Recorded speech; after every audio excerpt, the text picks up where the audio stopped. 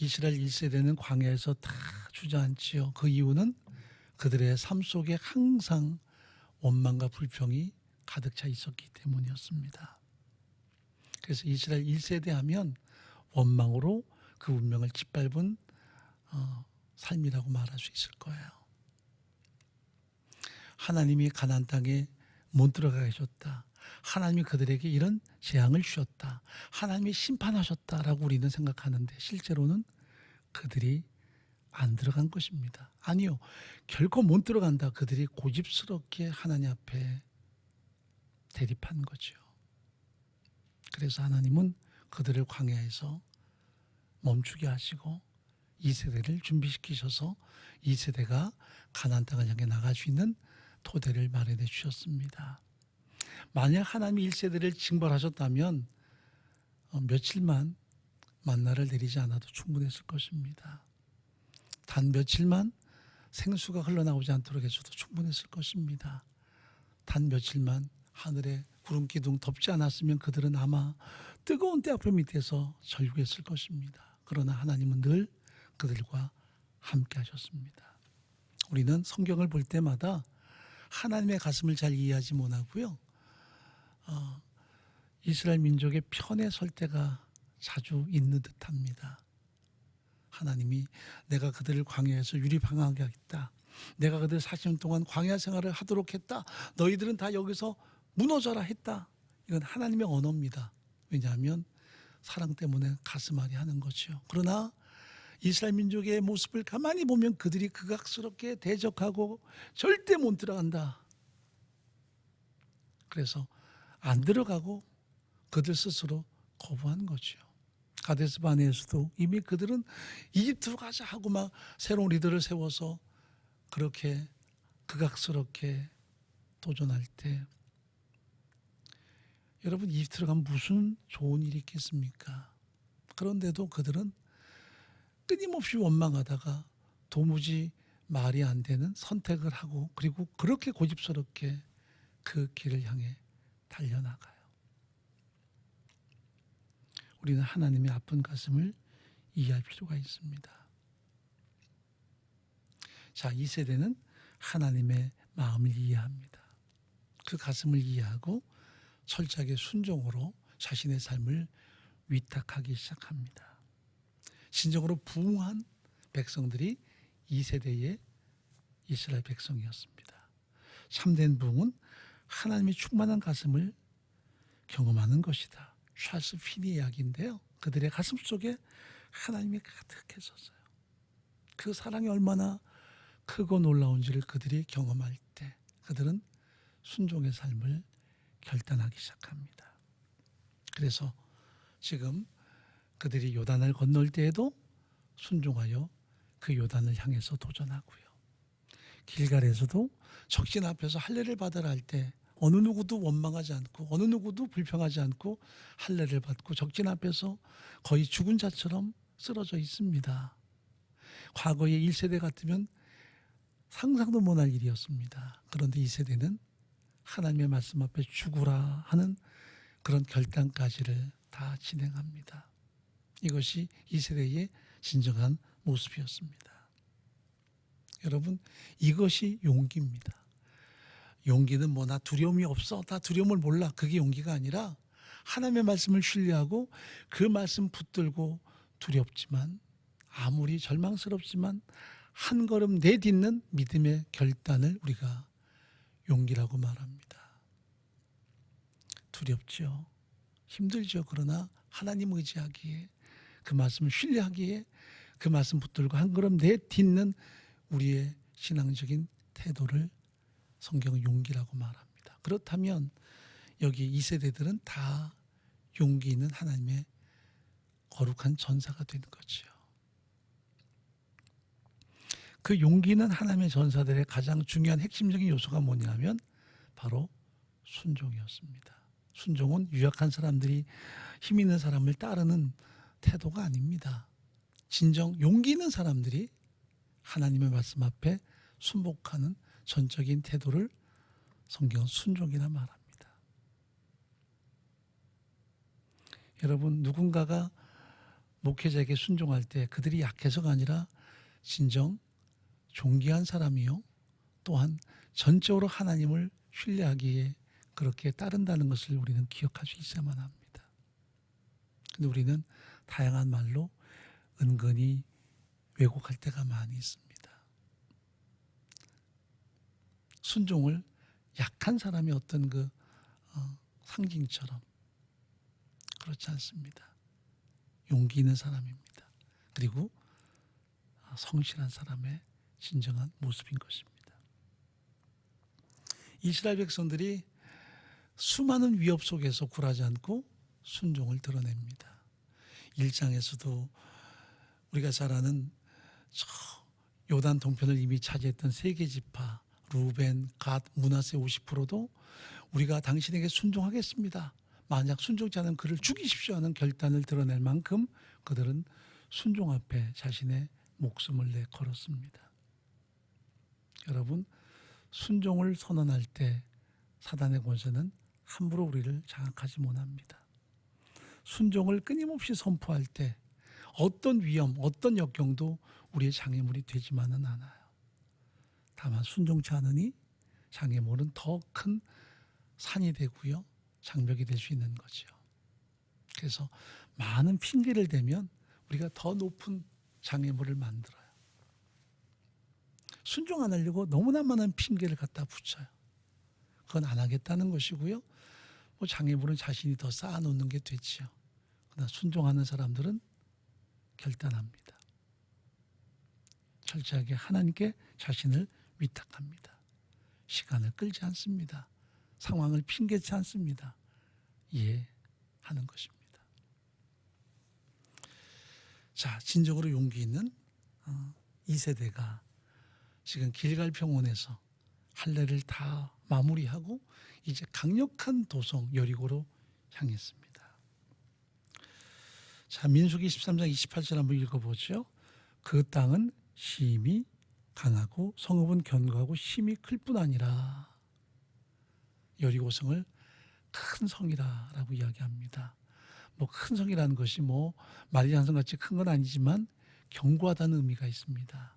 그래서 고고학자들의 발굴에 의하면 그 마차 2대가 성벽 위로 달릴 수만큼 넓은 그런 성벽을 가지고 있던 것이 여리고였습니다. 난공불락의 성이었던 거죠. 그 성을 향해서 전진하는 것입니다. 그들은 전진합니다.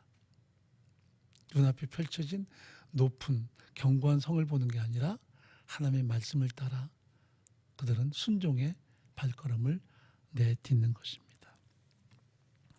자, 2절 말씀 읽어보죠.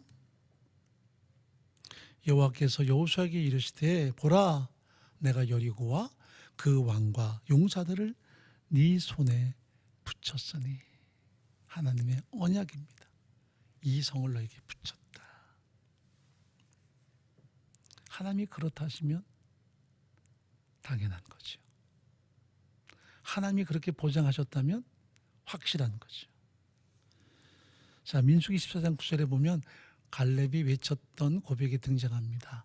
오직 여호와를 거역하지 말라. 그 땅 백성을 두려워하지 말라. 그들은 우리 밥이다. 왜 그렇습니까? 그들의 보호자는 그에게 떠났다. 모든 우상은 다 아무것도 아니다. 오직 하나님은 우리와 함께 하신다. 이것이 갈렙이 외쳤던 승리의 선언이었습니다. 모든 인생의 포커스를 하나님께 맞추는 거예요. 현실에 자꾸 고착된 가치관을 가지고 살면 우리는 현실에 의해서 유린당할 수 있습니다. 여러분, 나의 바라보는 가치관은 어디에 두고 있습니까? 나의 시야는 무엇을 향하고 있습니까? 자꾸 현실만 바라보거나 어떤 힘든 환경만 바라보다 보면 우리 마음이 녹아요.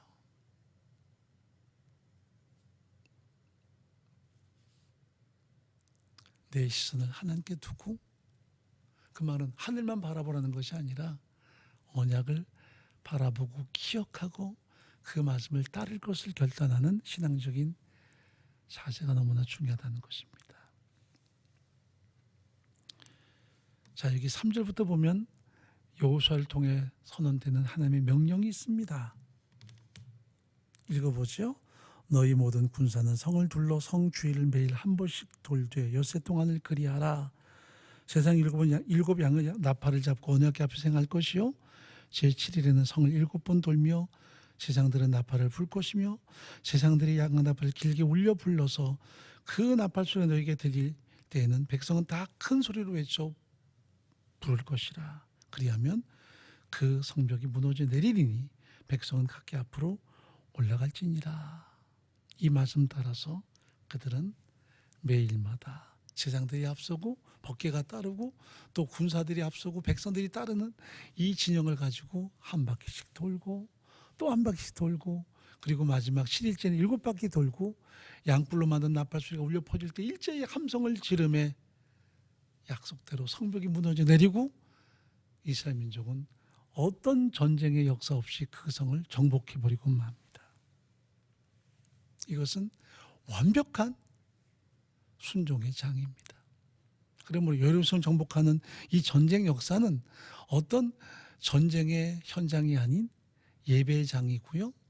순종을 드러내는 현장입니다. 그들이 매일 한 바퀴 돌 때마다 성 위에서 얼마나 많은 비웃음이 있었겠습니까? 처음에는 막 그들이 두려워 떨었을 텐데 법궤를 앞세우고 뺑뺑 도는 모습 보고 아니 저들이 왜 저렇게 도는 거야? 저렇게 돌다가 스스로 진 빠져서 주저앉겠다. 이게 그들의 어떻게 보면 이스라엘 민족을 바라보는 가치관이었을 거예요. 그러나 이스라엘은 현실이 그들의 삶을 발목지 않습니다. 오직 말씀대로 여전히 순종합니다. 하나님이 앞서가신다. 여호와의 법궤가 앞서간다는 말은 하나님이 우리 앞서가신다는 선언이거든요. 그 뒤를 백성들이 따릅니다. 순종입니다.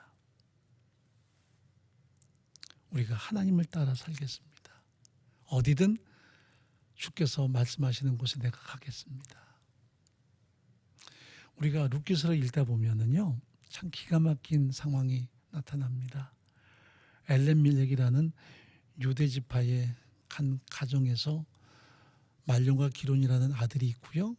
또 그 집의 아내는 나오미입니다.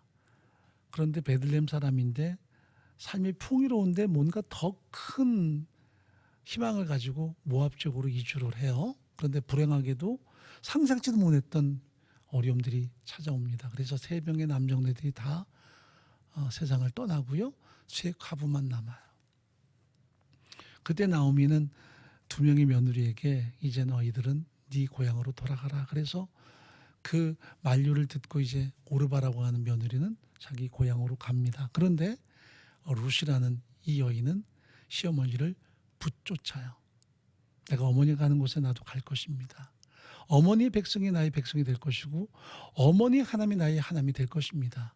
내가 어머니가 계시는 곳에 나도 있겠고 어머니가 죽는 곳에 나도 거기서 죽을 것입니다는 그런 결단을 하고 이 나오미를 붙쫓아요. 우리 한글 번역이 붙쫓았는데 이건 전격적으로 매달리는 것을 말합니다. 이것은 순종의 또 다른 표현입니다. 우리가 그렇게 어떤 상황 조건이라도 내 경험, 환경, 다른 사람의 행동들, 다른 사람의 세상의 말 다 상관치 않고 오직 내가 신뢰하는 하나님을 붙쫓는 그 신앙이 필요하죠. 그럴 때 이방 땅에 와서 그저 과부처럼 그리고 보리 이삭을 주우면서 근신히 살지만 그러나 그런 순종의 여인을 하나님은 다윗 왕가의 여인으로 미시아 가문의 여인으로 세우신 것을 보게 됩니다. 그러므로 가장 중요한 그 사람의 존귀한 개념이 뭔 줄 아세요? 순종이에요. 순종은 우리를 존귀하게 만드는 유일한 방안이에요. 하나님의 백성이 존귀할 수 있는 가장 탁월한 현장이 순종이에요. 어떤 사람들은 내가 힘이 있으니까 나는 따르지 않을 거야. 그게 사실은 저급한 거예요. 천박함이에요. 순종은 그 사람이 얼마나 수준 높은 하나님의 사람인가, 얼마나 수준 높은 하나님의 백성계를 드러내는 현장이 됩니다. 순종은 하나님을 주권자로 인정하고 하나님을 높이고 하나님께 철저하게 우리 삶을 위탁하는 전적인 신앙의 태도이기 때문입니다. 그러므로 순종은 우리가 해야 될 의무입니다. 내가 순종할 때 하나님이 일하세요. 우리가 찬양 중에도 주가 일하시네 주가 일하시네 하고 신뢰하며 걷는 자에게, 그게 하나님이 역사하시는 가장 소중한 지름길이에요. 순종은 하나님이 역사하시게 하는 현장이 돼요. 그래서 기적이 나타나는 거죠. 내가 다 행하는 게 아니에요. 우린 그저 말씀을 묵묵히 듣고 입을 다물고 순종을 드러내는 행동의 삶을 사는 것이 중요합니다. 입을 다물고 성을 뺑뺑 돌아라. 마지막 7일째 7바퀴 돌아라. 양뿔로 만든 나팔 소리가 외칠 때에 그때 소리 질러라 할 때 말없이 걷습니다. 침묵하고 걷습니다. 오직 하나님의 음성에 귀를 기울이고 하나님의 사인을 기다리는 그들의 태도입니다. 웬일이야? 왜 그래? 쑥덕거리지 않았습니다. 자기 속에는 옳은 대로 행하지도 않았습니다. 입을 다물고 철저하게 하나님의 절대 주권과 명령 앞에 순종했습니다. 그래서 이들의 여리고 과정은 유혹으로 주저앉지 않습니다. 현실에 주저앉지 않습니다. 하나님의 위대한 역사를 드러내고 하나님이 모든 승리의 주역이라는 것을만 전해 공포합니다. 오늘 우리의 여리고는 무엇입니까? 누군가는 질병의 여리고가 있습니다. 저 큰 성읍 막막하고 두렵습니다. 또 사업도 우리의 여리고가 될 수 있습니다. 인간관계도 그럴 수 있고요. 다양한 우리의 삶의 현실도 그런 강한 큰 성은 여리고처럼 보일 수 있습니다. 그러나 올 한 해 동안에 말씀을 듣고 항상 말씀을 신뢰하며 그 말씀 따라 한 걸음 내디딜 때 그것이 진정한 용기라 그랬죠. 하나님이 순종하는 당신에게 당신의 능력을 드러내시고 우리의 능력이 아니에요. 하나님 자신의 능력을 드러내시고 하나님께서 우리와 함께 하신다는 그 놀라운 역사들을 확증하는 현장을 올 한 해 동안에 모든 면에서 가득가득 누릴 수 있기를 간절히 바랍니다.